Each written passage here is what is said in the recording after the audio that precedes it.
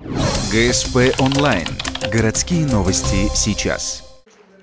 В Ухте прошли двухдневные гастроли Сыктывкарского театра оперы и балета. В первый вечер на местной сцене артисты исполнили оперетту, а вот на второй день устроили настоящий праздник для любителей симфонической музыки. Классический состав оркестра предстал перед нашим зрителем в несколько усеченном составе, но это ничуть не отразилось на качестве исполнения и программе. Мы сегодня приготовили для ухтинского зрителя по-настоящему фантастическую программу.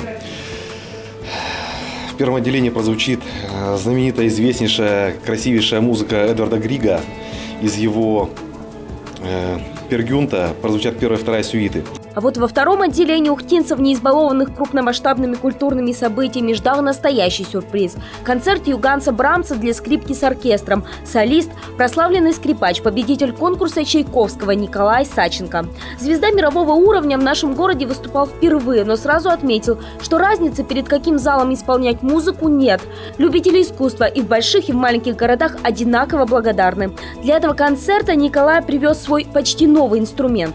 Ему еще, наверное, нет года, то есть он совсем свежий. И очень интересно наблюдать, как, несмотря на то, что, казалось бы, вроде бы дерево, такой материал неодушевленный, но она очень меняется за последний год, который я на ней играю. Собственно, на ней больше никто не играл, потому что я только сделал. Она совершенно раскрывается по-новому, и очень интересно за этим процессом наблюдать. На этой изысканной ноте вторые по счету гастроли театра оперы и балета в Ухте закончились. Сразу после артисты отправились в столицу Коми готовиться к предстоящему международному фестивалю Сыктывкар Сатулыс, который пройдет уже в мае.